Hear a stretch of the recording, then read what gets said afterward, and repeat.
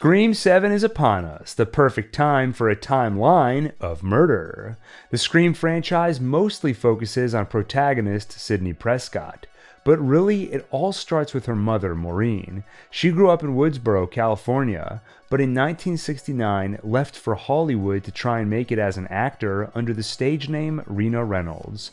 She got parts in a few horror pictures under producer John Milton, Amazombies, Space Psycho, and Creature from the San Andreas Fault. But there was a dark side to it all. Producer John Milton was known for his parties where girls would meet men who could get them parts. If they made the right impression. Nothing happened to her that she didn't invite in one way or another, no matter what she said afterward. Are you saying? I'm saying things got out of hand. That's how Maureen ended up pregnant with a son she named Roman.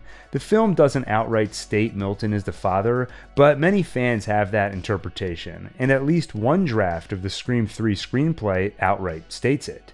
Maureen gave him up for adoption, returned to Woodsboro 2 years after leaving it, and formed a new life with Neil Prescott. The two got married and had a daughter they named Sydney, but in the background, trouble brewed.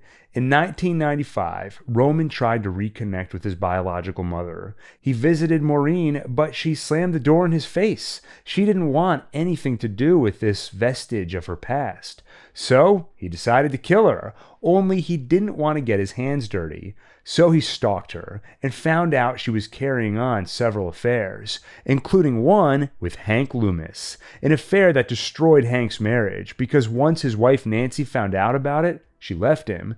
But she didn't just leave Hank. She also left their son Billy. That was Roman's way in. He showed Billy a video of Maureen inviting his dad into a motel room. Now, Billy had someone to blame. Now, he hated Maureen Prescott just as much as Roman, wanted to kill her just as much as Roman. All he needed was a plan. Roman gave him some tips. Find an accomplice. Billy chose his friend Stu Macher. And find someone to frame. They chose Maureen's other lover, Cotton Weary. Finally, one night after Cotton spent an intimate evening with Maureen, they did the deed and planted a bloodied coat in his car. Sure enough, Cotton was arrested and tossed in jail. But not everyone buys the story, including reporter Gail Weathers. She believes Cotton that he was framed, and she questioned the testimony of Maureen's daughter, Sydney. Sydney claims that she saw Cotton leave the house after killing her mother, but really, all she saw was someone wearing his coat. Gail correctly contends that someone framed him by wearing that coat, getting blood on it, and planting it in his car. Gail even wrote a popular true crime book about all this, painting Sydney as a liar. But you know what's really messed up about all this? Billy Loomis, who killed Sidney Prescott's mother, is Sydney's boyfriend. Not only that, but as we approach the events of Scream, he cheats on her. It's unclear if Billy knows it or not, but that affair turns him into a father. Except the pregnant girl, Christina, tells her boyfriend that the baby is his. That baby will be named Samantha, one of the protagonists in Scream 5 and 6. Finally, we come to Scream, 1996. The anniversary of Maureen Prescott's murder is only days away, the perfect time for Billy and Stu to kick off some serial killing. Yes, after a taste of murder last year, the boys want more. Why? It's the millennium.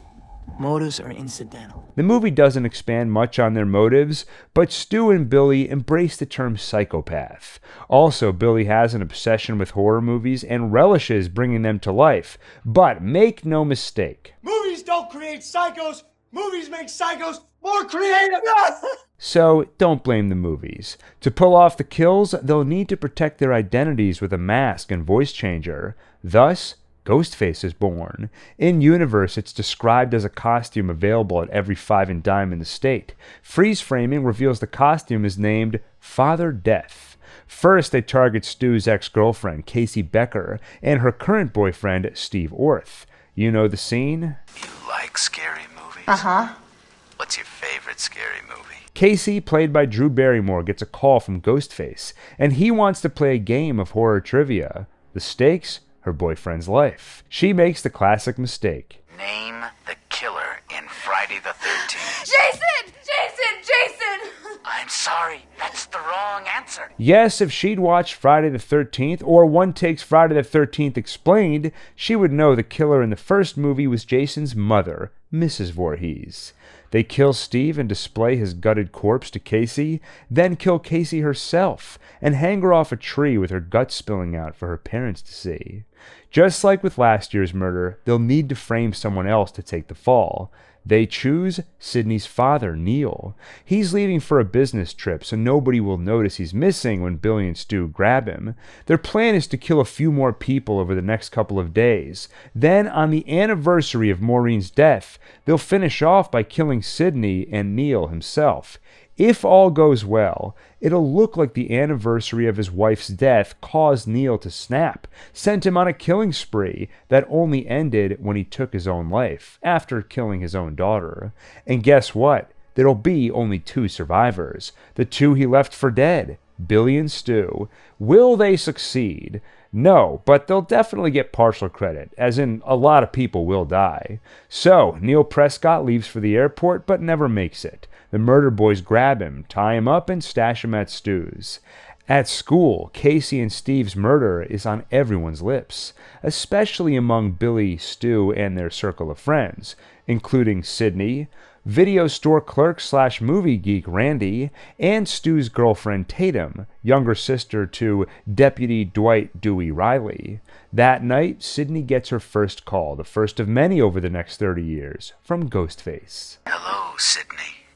The killer toys with her and threatens her, then chases her up the stairs. Thankfully, she has the strangest setup of doors I've ever seen, where you can wedge the bedroom door against the closet door to create an on-demand barricade. Door City over here. Yes. While the killer is stuck, Sidney uses her computer to alert the police, and Ghostface runs. Wait, she uses the computer to alert the police? How? If you freeze frame, she uses a program called Deaf Typer 2, presumably a way for the hearing impaired to make text-based phone calls. Why she has that program at the ready? Maybe after her mother's murder, she's paranoid and figured it'd be good to have as many means as possible to reach the police. On rewatch, it's fun to guess who is behind the mask when. Sometimes it's definitive. Like here, Ghostface attacks, and a second later, Billy is at the window, so it must be Stu behind the mask. In the movie's opening, it's more ambiguous, though in 2009, writer Kevin Williamson confirmed Stu is the one who kills his own ex-girlfriend, Casey. Why would he want to kill his own girlfriend? There's always some stupid bullshit reason to kill your girlfriend. Originally, I planned on breaking down in every scene who is most likely behind the mask. I even thought it'd be fun to put their face over the mask to make it really clear, but it's so often up for debate, and I didn't want to bog the video down in theories every time Ghostface shows up. Hey, maybe that's going to be its own video. So Billy shows up and assures Sidney it's okay. Whoever was here is gone now. But why does Billy have a cellular telephone? That's suspicious. Could he be the one who called her tonight? Yes, in 1996, it was notable for an 18-year-old to have a cell phone. Was the world better before everyone had phones? I'll leave it for you to decide, but yes. Outside, the cops, including Deputy Dewey, are there to arrest Billy for suspiciously having that phone. Not to mention Gale Weathers. After she heard about another murder so close to the anniversary of last year's, she got to Woodsboro faster than you can say tabloid. And when she sticks a camera in Sidney's face outside the police station, Sidney punches her in the face. Sidney's response to all of Gale's articles calling her a liar. The next day, Billy is cleared of any charges when phone records reveal he didn't make the calls. Now, you and I both know it was either Billy or Stu on the phone, and later we'll find out how they got away with it. They cloned Neil's phone, so it'll look like the calls came from him. Anyway, a killer is on the loose, which means class is canceled until further notice. It's like a snow day, except murder instead of snow.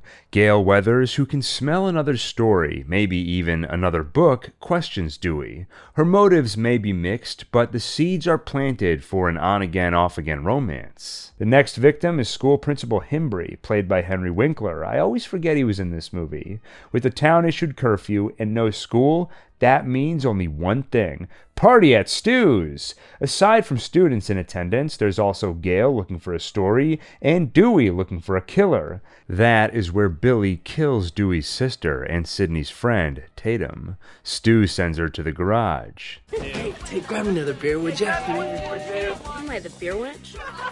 There, Billy in Ghostface attire finds her, and she coins the nickname that will stick around for the rest of the franchise.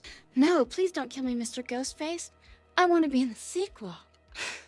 The cut on her arm reveals this is no joke. She fights him off and tries to escape through the garage pet door until Ghostface hits the button and the door rises, carrying Tatum with it, stopping only once it snapped her neck. Billy stashes the costume and appears at the party before heading upstairs with Sidney, where she breaks rule number 1 of surviving a horror movie. Number 1. You can never have sex. This is the famous scene where Randy tells the partygoers how to survive a horror movie. You already heard rule 1. Rule number 2, you can never drink or do drugs. It's an extension of rule 1, the sin factor. And 3, never, ever, ever, under any circumstances say, "I'll be right back." Once word gets out Principal Himbry is dead, the party ends as most students flock to see the body. Meanwhile, Gale and Dewey investigate an abandoned car found near the party. More romance. And that car is Neil Prescott's. Remember, Billy and Stu cloned his phone. It looks like the Ghostface calls all came from him.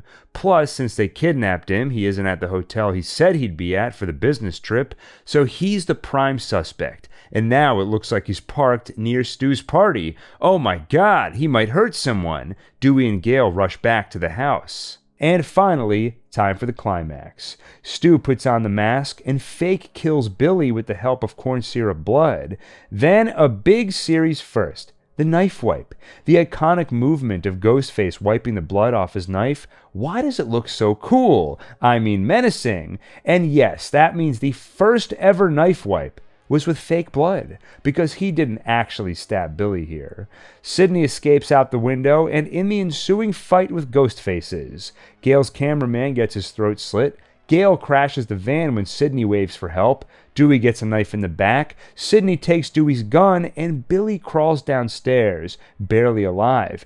"Give me the gun, Sidney." The second she does, He's gone mad. We all go a little mad sometimes. Billy shoots Randy. And the reveal: I faked my death, I'm the killer, and Stu is my accomplice. Surprise, Sidney. They go through the motive, reveal their plan, reveal her kidnapped dad, then they stab each other. They gotta make it look real, like they survived a killing spree, and while they're busy, Gale grabs the gun, but forgets to turn the safety off. Though it's enough of a distraction for Sidney to slink off, grab their voice changer, and turn the tables. We're gonna play a little game. It's called Guess who just called the police and reported you? Sorry, motherfucking ass! My mom and dad are gonna be so mad.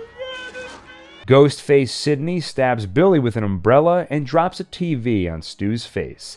Gale shoots Billy for real this time, and that's the end of that. Except Randy warns this is when the supposedly dead killer comes back to life for one last scare. Billy wakes up and Sidney puts another bullet in him, this time in his head. Dewey is wheeled into an ambulance, alive, and Gale gives her report. Next up, Scream 2, or as I remember it, the one with Quinn Mallory and Buffy the Vampire Slayer. In the year following the events of Scream, Gale Weathers publishes another book, The Woodsboro Murders, detailing everything that happened, and it becomes the basis for the movie Stab. That's when things get really meta, because now they basically have the Scream movies within the Scream movies. They're just called Stab. And in Scream 2, you actually get to see a few scenes from the first movie recreated with different actors. We see Heather Graham in Drew Barrymore's place as Casey Becker, Luke Wilson as Billy Loomis, and Tori Spelling as Sidney Prescott, a reference to this line from the first movie. Hey, Sid, just think, if they make a movie about you, who's gonna play you? Dewey, with my luck, I'd cast Tori Spelling. It's also mentioned that David Schwimmer plays Dewey, one of 2 Friends references in the movie, other than Courtney Cox herself. There's also this moment. When she starts smoking. Ever since those nude pictures on the internet. It was just my head. It was Jennifer Aniston's body. Future Scream movies provide more detail on Stab. Scream 4 reveals Stab 1 is directed by Robert Rodriguez, and Scream 5 fills out more of the cast when Tara looks the movie up online. There's Vince Vaughn as Stu, who in real life actually auditioned for the role of Billy Loomis. Alicia Silverstone as Tatum, who in real life was slated to play Casey Becker at one point. And Ron Howard as Principal Himbry, in place of Henry Winkler, likely a reference to Happy Days, which starred them both. Aside from Sidney's traumatic experience getting turned into a book and a movie, Sidney has another problem to contend with. Ghostface is back. Remember when Sidney and Gale killed Billy Loomis? Well, you know who isn't happy about that? The mother who abandoned him, Nancy Loomis. She decides to get revenge and does the only natural thing, goes on the internet to find a psycho who'll do it for her. Enter Timothy Olyphant as Mickey Altieri. The film geek will happily kill Sidney, plus a bunch of other people, and the beauty is, he doesn't even want to get away with it. These days being 1997, it's all about the trial, and he's going to give it to him. He already has his whole defense worked out. He's going to blame the movies. Billy would be ashamed. Now, to kill Sidney, Mickey needs to get close. So Nancy funds his tuition at Windsor College, where Sidney and Randy are enrolled. So once again, we have two ghost faces. Their first victims, a couple of Windsor College students at a stab screening, Phil Stevens and Maureen Evans. Why them? Part of Mickey's plan to pattern the killings after the original Woodsboro murders. Phil Stevens is a reference to Steve Orth, and Maureen Evans, of course, a reference to Maureen Prescott. Hearing about the murders, Dewey heads to Windsor College, and so does Gale. Gale also brings with her the recently exonerated Cotton Weary and tries to sick him on Sidney for a joint interview, earning Gale another brief conversation with Sidney's fist. Dewey is also none too happy with the reporter after her book described him as Barney Fife-ish and inexperienced. But he just can't say no to her, and throughout this movie, their romance will bloom again. Weary is mainly here as a red herring, constantly pressuring Sidney to join him in the press, because he just loves the attention. Nancy Loomis is also hanging around, in the guise of reporter Debbie Salt. Mickey's next victim is Cece Cooper, Cece being a nickname for Casey, as in Casey Becker. Continuing the trend of duplicating Woodsboro, Cece puts up the usual run and fight, but ends up stabbed in the back and tossed off the third-floor balcony. Later, Sidney gets a Ghostface call, while her boyfriend Derek waits for her outside. She escapes the attack, and when Derek runs in to help, the killer gets away, while he ends up with a slash on his arm. No nerve damage, and lucky the killer didn't kill him before running. Yeah, it's awfully convenient. Could Derek be the killer? No, it's Nancy and Mickey. Rule number 1 of timelines: in chronological order, there are no surprises. And rule 2, no singing. I think I love you, so what am I so afraid of? Do you really love me? 'Cause I think I love you. Hey, for that you die, but later. Speaking of rules, the rules of a sequel. Number 1, the body count is always bigger. 2, more elaborate death scenes, more blood, more gore. And number 3, if you want your sequel to become a franchise, never, ever... How do we find the killer, Randy? That's what I want to know.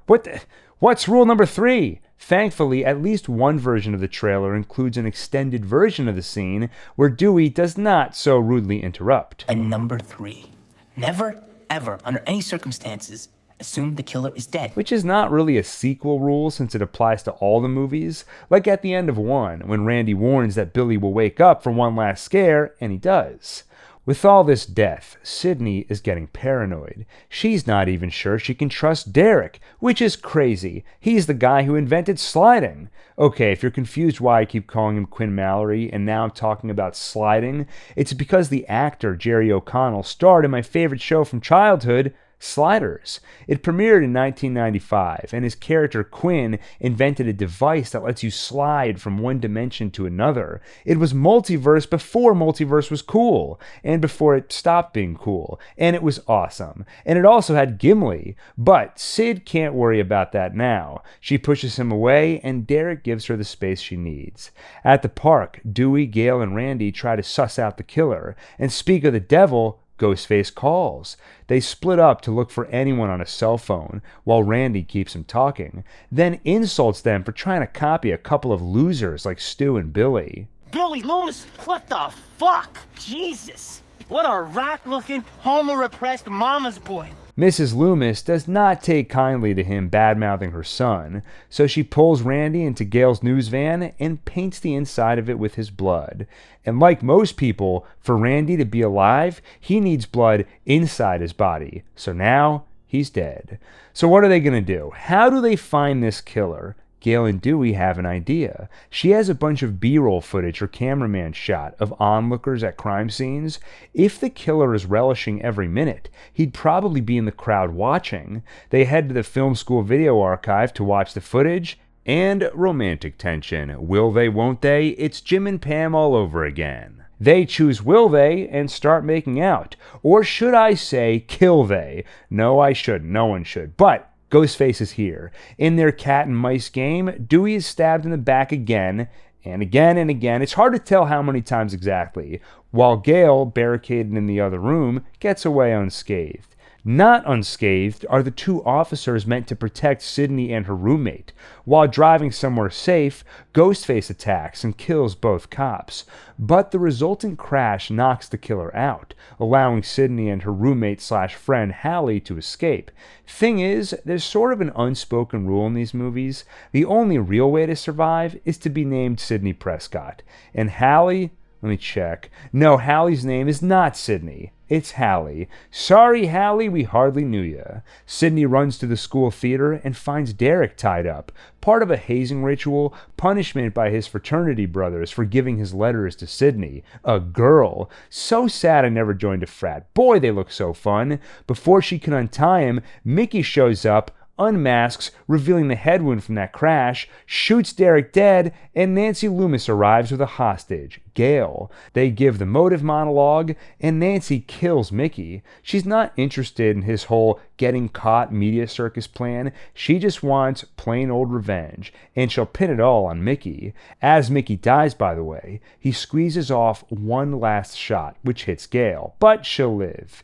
In the brawl, Nancy gets a hold of Sydney, but Cotton Weary shows up, and once Sydney agrees to the Diane Sawyer interview, Cotton shoots Nancy. Bet you that Diane Sawyer interview's looking real good right about now.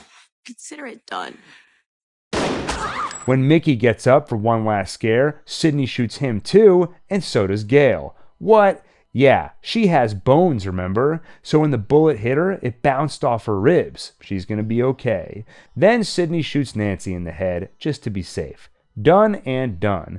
Also, Dewey is alive. It's just like Jim and Pam. Her getting shot, him getting stabbed, but in the end, they still come together. You remember that episode, right? After the events of Scream 2, Sydney goes into hiding under an assumed name and takes a job with the California Women's Crisis Counselor Hotline, where she can work from home over the phone. Gale writes another book adapting the events of Scream 2 as College Terror, which gets adapted as Stab 2. Cotton Weary gets the fame he always wanted, especially after the role he played in stopping the killer in 2. Now he's got his own talk show, 100% Cotton. Love the name, and a cameo lined up for Stab 3, the first of the Stab movies that's not based on a true story. Also working on the movie as a technical advisor is Dewey. Things didn't work out between him and Gale. He wanted to stay in Woodsboro, but her career ambitions would not allow that. But in the meantime, Dewey has found the next best thing, dating Jennifer Jolie, the actress who plays Gale in the Stab movies. And who is directing this needless sequel? Roman. Yes, the man who orchestrated Maureen Prescott's murder has come up in the world of Hollywood, likely with help from his biological father, John Milton.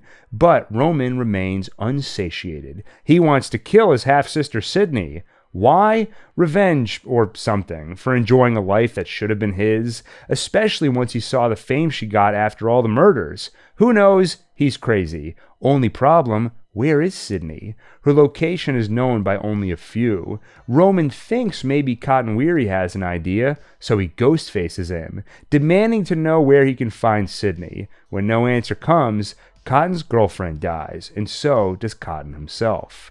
The movie's opening kill is more elaborate than previous ones, in part thanks to Roman's new trick. His voice changer doesn't just make him sound like Ghostface, but others too. He can clone anyone's voice and impersonate them.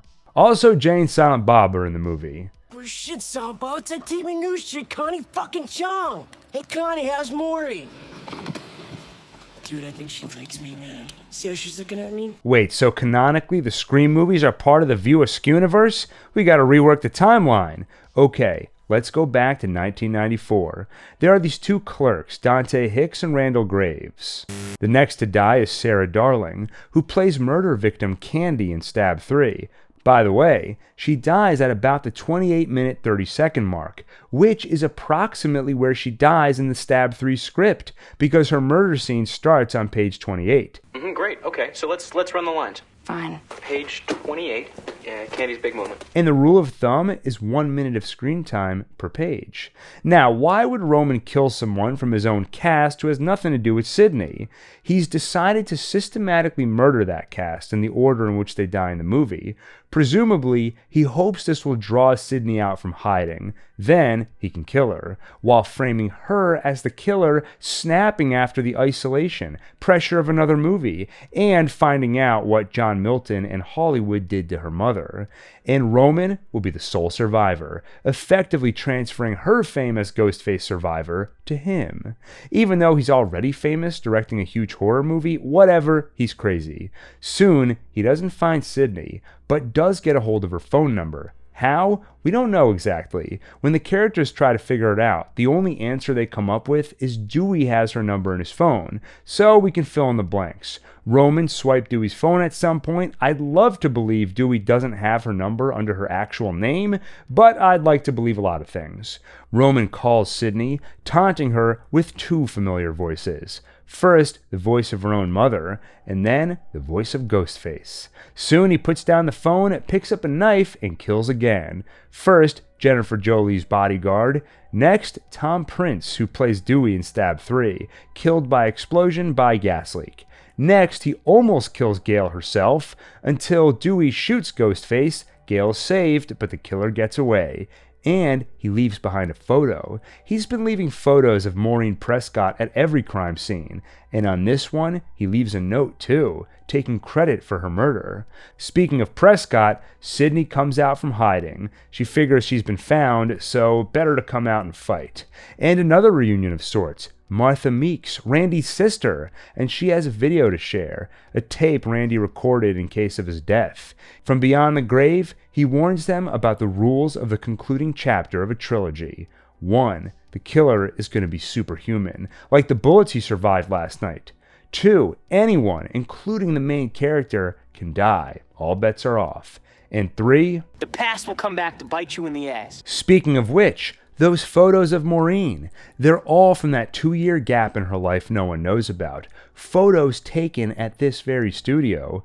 Gail and Fake Gail investigate, with help from Sunrise Studios archivist Bianca Burnett, who looks like Carrie Fisher, because she's played by Carrie Fisher, but in the movie, also she canonically looks like Carrie Fisher. But you look just... Like her? I've been hearing it all my life. It's uncanny. I was up for Princess Leia. I was this close. So who gets it? The one who sleeps with George Lucas. After bribing Burnett for info, they learn about Prescott's short stint as Rena Reynolds, and her work under producer John Milton. Meanwhile, Sydney has a run-in with Ghostface at the Stab 3 set, a recreation of the Woodsboro neighborhood where she grew up, including her own home where she was first attacked. It's all very meta. She successfully fights him off, and Detective Mark Kincaid takes her back to the station. Gail and Gail 2 tell Dewey about Rena Reynolds. They confront Milton and learn more about her past. They learn pretty much everything, except the part where if she had a baby. That is for the final act reveal. At the station, Sydney and Mark bond over the darkness in their lives. Hey, Detective, what's your favorite scary movie? My life. Mine too. The big climax happens at John Milton's house, where he's having a birthday party. Roman lures Gale and Dewey there with a fake call from Sidney. I'm not at the station. John Milton called me and said he had something to tell me. Dewey calls back the number, and a phone rings in the closet. There, they find the killer's costume, phone, and voice changer. So it begins. Looks like Stab 3's back in production. Roman covers himself in fake blood to play dead, then puts on the costume and kills Sidney. He kills Angelina, who plays Sidney in Stab 3. Sorry, I realize that can be confusing. Next to die is Tyson Fox, who plays Ricky in Stab 3, effectively a replacement for the now dead Randy. I am not a Randy substitute. I'm my own character. He's stabbed, carpet tripped, thrown into glass, and tossed off the balcony. Finally, he kills Gale, the actress who plays Gale in Stab 3, but he does capture the real Gale and Dewey, then uses them as leverage to demand Sidney come here. She does, and shoots him a bunch of times in the chest, but this is the concluding chapter of the trilogy. Bullets don't work anymore, because in this one, they wear bulletproof vests. So the fight continues. Even Detective Kincaid fails to stop him. Finally, the climax, the reveal, and the monologue where Roman explains everything. How he's Sidney's half-brother who was rejected by Maureen, how he used Billy to get revenge, and now he's back for more. He slits John Milton's throat, then Roman versus Sidney. He shoots Sidney twice, except two can play at this game. Bulletproof vest. She lives, stabs him in the chest. One last scare. Dewey shoots him in the bulletproof vest until...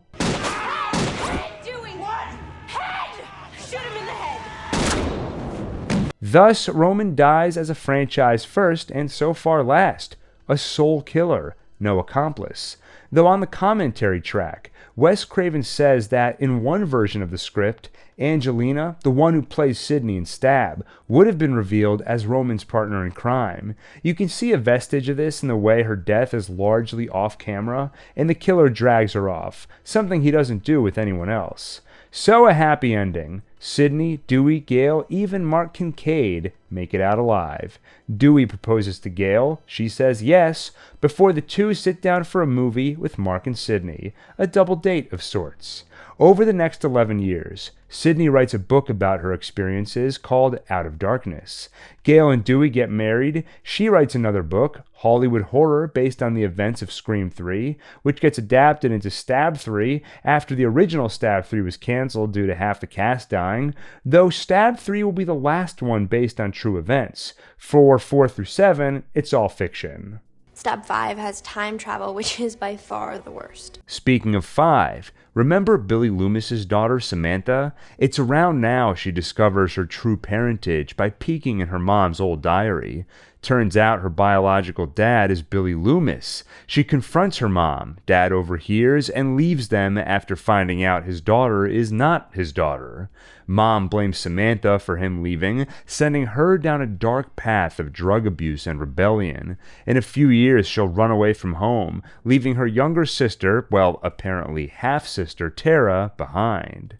Also on a dark path is high school student Jill Roberts, Sidney Prescott's cousin. She is sick of hearing about Sidney all her life, and has grown jealous of her fame as a 3-time Ghostface survivor. So, Jill decides after Sidney's trilogy, time for a remake. She teams up with horror aficionado Charlie Walker, and he becomes the Stu to her Billy. The plan? Commit a murder spree around the 15th anniversary of the original Woodsboro murders, frame her ex-boyfriend Trevor as the killer, and then live as the sole survivor, earning her rightful fame. Though the part Charlie doesn't know about is that in the end, Jill plans to kill him too, because what the media really loves is a sole survivor, and the media will really love this remake because they plan on filming all the murders.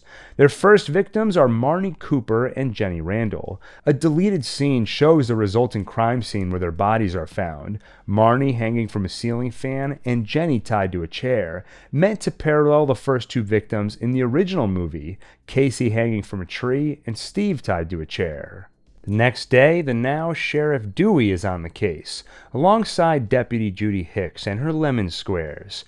Just one of her not-so-subtle hints of a crush. Too bad for her, he's happily married to Gail. At Woodsboro High, we round out the cast with Jill's friends Olivia Morris and fan favorite Kirby Reed, a badass horror fan, obsessed with horror movies but not psychotic. What's not to love? There's also Charlie's friend Robbie, who wears a camera and streams his whole high school experience on the net.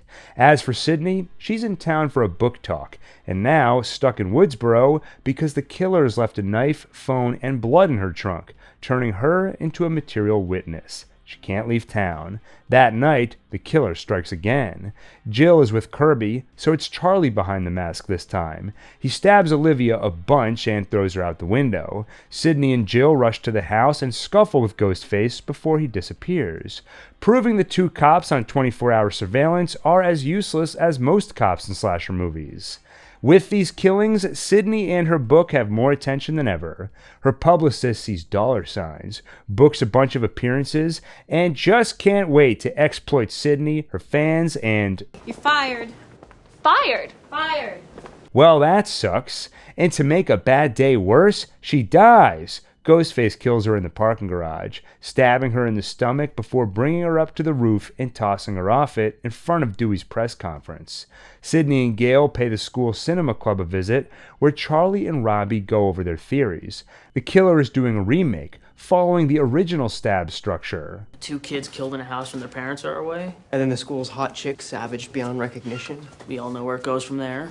A party. Also, the rules of a remake, kind of. There's no Randy this time, so no structured, numbered-out rules. Instead, it's more vague. There are still rules, but the rules have changed. The unexpected is the new cliche. You need an opening sequence that blows the doors off, dial up some flashy music video direction, more extreme kills. And modern audiences are savvy to the rules, so the reversals become the new standard. In fact, the only surefire way to survive a modern horror movie, you pretty much have to be gay.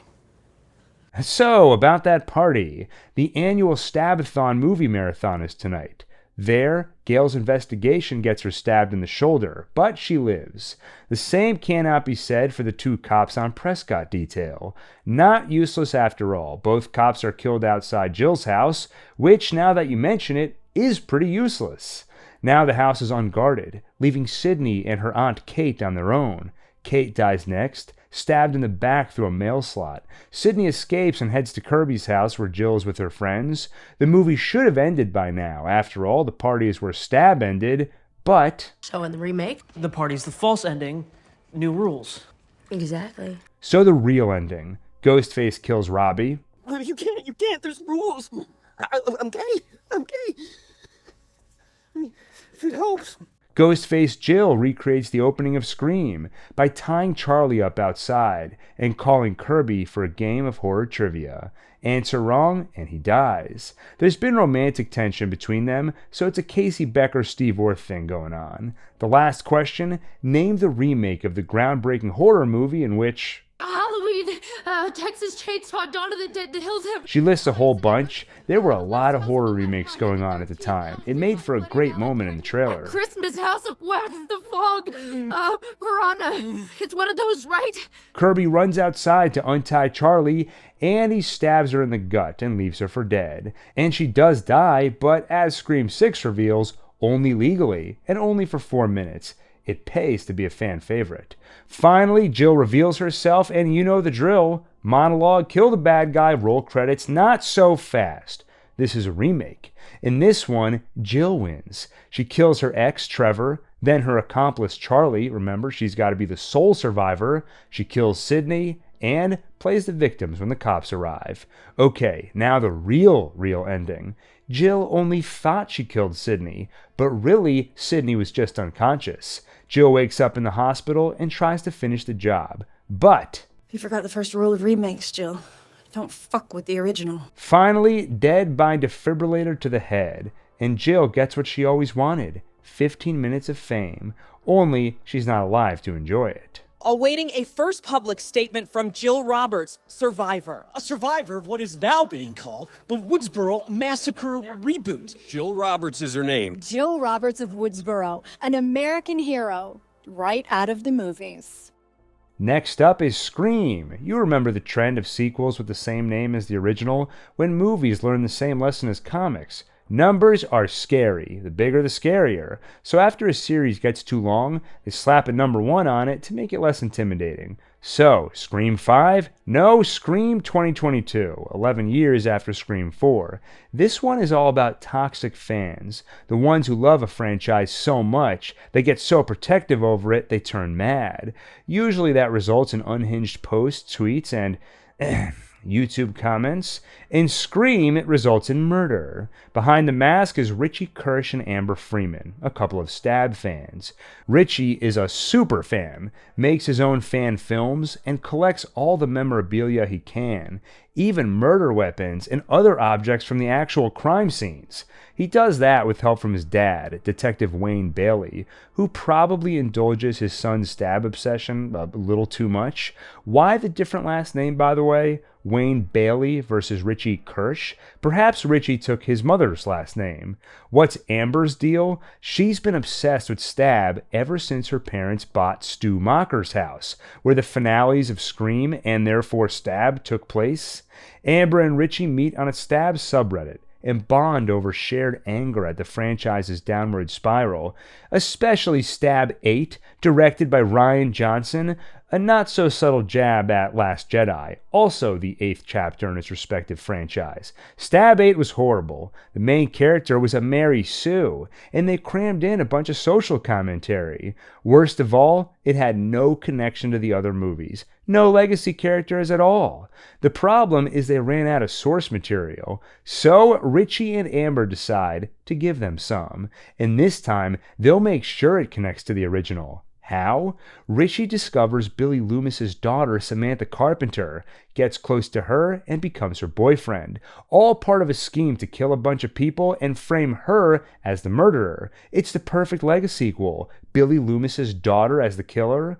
Amber targets the half-sister Tara, infiltrating her friend group. A group that includes twins Mindy and Chad Meeks, daughter of Martha Meeks, who we met in Scream 3, making them the niece and nephew of Randy. The friend group also includes Chad's girlfriend, Liv McKenzie. Some theorize she's related to the Mackenzies, mentioned by Casey Becker's dad in the Scream opening, when they can tell something is wrong and he tells his wife to run. Get in the car. Drive down to the Mackenzies. Which itself was a reference to the end of Halloween, when Laurie tells the kids to do the same. I want you to go down the stairs and out the front door. And I want you to go down the street to the Mackenzie's house. It may be an Easter egg, but I wouldn't take it as a given Liv is related to those Mackenzies, because their names are spelled differently. Check out the end credits of Scream 5. Liv's last name is McKenzie, M-C-K, and in the original, they don't actually appear, so there's no credits to check, but the screenplay and subtitles spell it Mackenzie with an A. The last in their group is Wes Hicks, daughter of Sheriff Judy Hicks. Should sound familiar. 11 years ago, she was the now retired Dewey Riley's deputy. She made him lemon squares. Dewey is still in Woodsboro, not doing great. This is a Lego sequel, or requel as the movie calls it after all, so we need at least one of the main characters old, miserable, bonus points for alcohol abuse. So what happened between him and Gail? Well, he couldn't hack it in New York, and left in the middle of the night like a coward. He still pines for her, though, watches her show every morning. Richie and Amber's plan for this requel begins with Tara. They hit her with a, "What's your favorite scary movie Ghostface call?" and then the knife. But they don't kill her, just hurt her enough to put her in the hospital, so her sister Samantha will rush back into town. Samantha left Woodsboro 5 years ago, afraid her dark side, courtesy of Billy Loomis, would make her dangerous to Tara. But Richie and Amber need her back in Woodsboro for a proper franchise refresh. Gotta love how this series has been around long enough, instead of referencing old horror movies, it can reference old Scream movies. This time the trick question on the phone is not who was the killer in Friday the 13th, but who was the killer in Stab 1. And the trick answer isn't Mrs. Voorhees, it's Billy Loomis and Stu Macher, because there were two killers in Stab 1. The plan works. Richie joins his girlfriend Samantha for a drive back to Woodsboro. They pass Elm Street and reach the hospital to visit Tara. The others leave to give them space and next murder victim, Vince Schneider. Why him? What's his connection to the original? Well, his mom was Stu Macher's sister. At the hospital, Samantha takes her pills, the antipsychotics that are supposed to help quiet the voice of her father. Yes, Billy Loomis has been speaking to her, urging her to accept her legacy as a killer. Antipsychotics aren't working as well as they used to, are they? Fuck you. You can't run from who you are, Sam. The other voice she can't quiet? Ghostface, on the phone, then in her face. She manages to fight him off, then finally confesses the truth to Tara. The whole story, the Christmas where she found Mom's diary, found out she's the spawn of Billy Loomis and scared off their father. How she ran away, afraid she'd be too dangerous to Tara, and how sorry she is. What now? She and Richie seek help from a grizzled old expert, Dewey Riley. He's reluctant to get involved, but at least tells them the rules. 1. Never trust a love interest. Talking to you, Richie. But I was with Sam when Tara was attacked. And let me guess, you were just in the other room, conveniently unaccounted for when she was attacked at the hospital. Rule 2. The killer's motive is always connected to something in the past. Rule 3, the most important one. The first victim always has a friend group that the killer is a part of. Look for the killer there.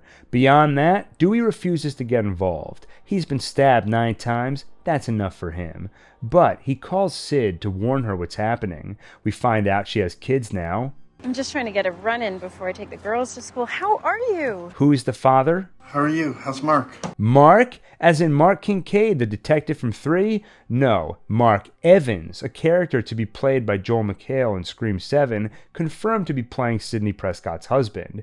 It sounds like they tried to get Patrick Dempsey, who played Kincaid, back, but for various reasons, it didn't work out. So thankfully, this line in Scream 5 left things ambiguous enough. One Mark is as good as the other.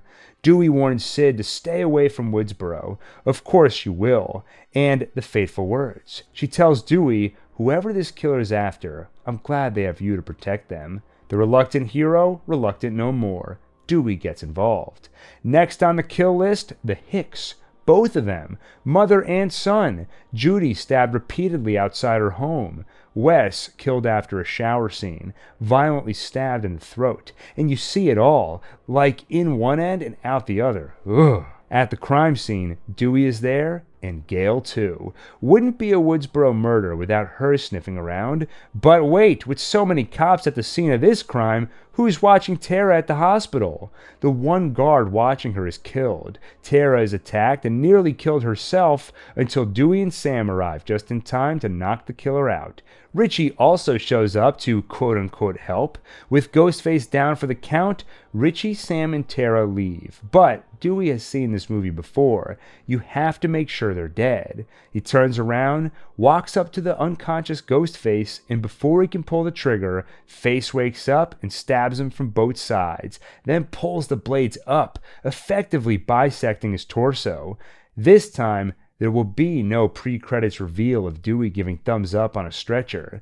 This time, he's in a body bag before Act 3. Enter Sidney Prescott. She heard what happened and had no choice but return to Woodsboro. She and Gail agree to end this now, find the killers and kill them first. Sidney won't feel like her family is safe until then.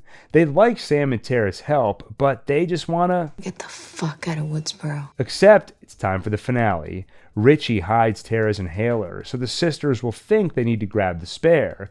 Where is that spare? It just so happens to be at Amber's house, i.e. Stu Macher's house, where they're having a memorial party for Wes. A party at Stu's house, just like the first movie's ending. The first one down is Chad, stabbed a bunch by Ghostface Amber and left for dead outside. Once Richie arrives, they clear out the party, and now the fun can really start. Like Mindy sitting on the couch with the killer behind her, watching the scene from Stab where her Uncle Randy sat in the same spot with the killer behind him while watching the scene in Halloween where Michael Myers is behind Laurie. So Randy is telling Laurie to turn around while Mindy is telling Randy to turn around when really they should both turn around. Look behind you. Oh, Randy, look behind you. Oh, Brian, turn around. God, what are you doing? Turn around. You can do it. Behind you. Almost, man. Color shit. Mindy turns around in time to get stabbed. Then Sam runs in and scares off the killer before they can finish Mindy off.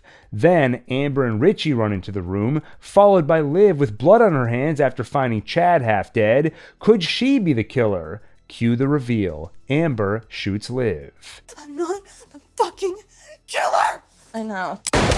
Welcome to Act 3. Looks like they could use help from a couple of legacy characters. Good thing Sydney put a tracker on their car. She and Gail come to the house. In the final bloodbath, Gail gets shot, just like in Scream 2. Sam gets stabbed when Richie reveals himself. And they give the monologue, explaining why they're doing it all, and their plan to frame Billy Loomis's daughter, Samantha, as the bad guy. They're going to have to kill Sydney too, because it's just unrealistic for her to survive again. But remember the part in Scream, where Billy tells Stu to grab the gun, and he's like, it's not here? Houston, we have a problem here. What?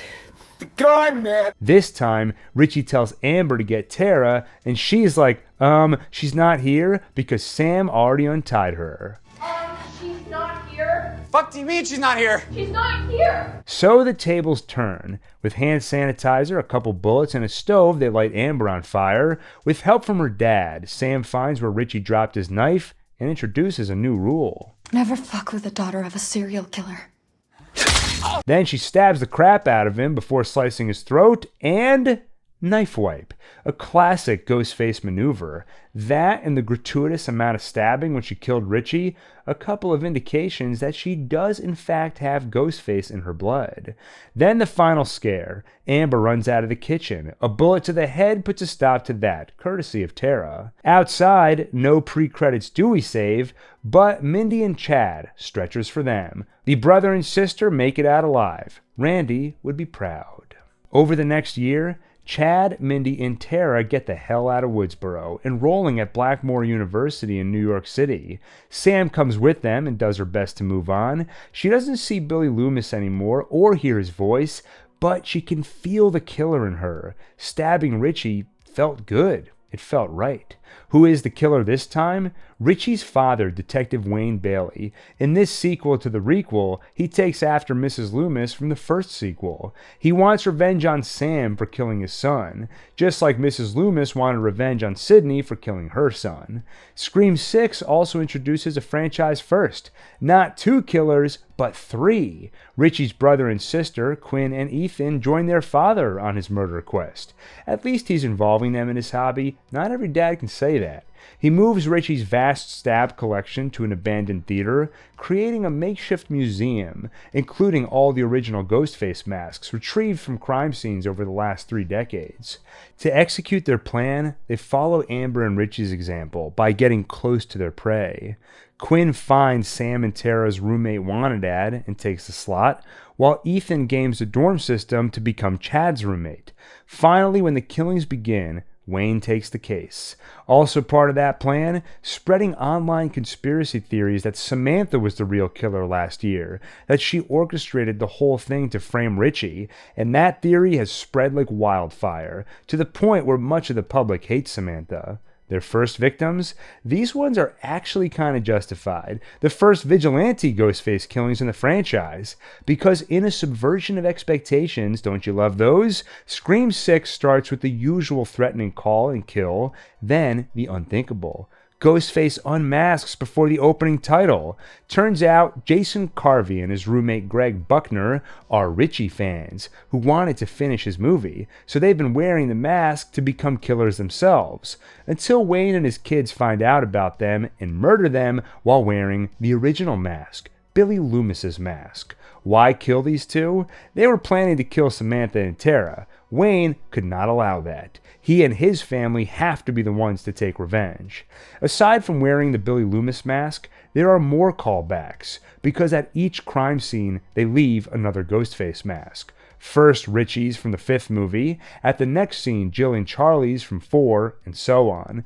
The idea being that once they get to the original, Billy's mask, time for Samantha to die, a way of counting down and saying it all goes back to her. Speaking of which, How are the Carpenter sisters doing? There's tension between them because Sam is overprotective after their near deaths. There's romantic tension between Tara and Chad, and just plain old romance between Sam and their neighbor Danny. It's near a bodega when the first attack happens. Ghostface chases Sam and Tara inside, where they end up battling Ghostface with a shotgun, something he stole off the clerk after stabbing him in the heart. They narrowly survive the encounter. With all this Ghostface killing going on, time to bring in the big guns. Kirby Reed, Agent Kirby Reed, now a special agent in the FBI, who takes a special interest in Ghostface attacks. And another big gun shows up, Gale Weathers, welcomed by the Carpenter sisters not with open arms, but fists. Like the good old Sydney days, she dodges Sam's but not Tara's. Why? She wrote another damn book, Requel, Tara Returns to Woodsboro, which described Samantha as, quote, unstable and a born killer. Nice to see some character development for Gale over the last 30 years. How about Sydney? She's gone into hiding with Mark and the kids. Mark Evans, not Kincaid. The next one to die is Dr. Stone, Samantha's therapist, stabbed to death through the nose.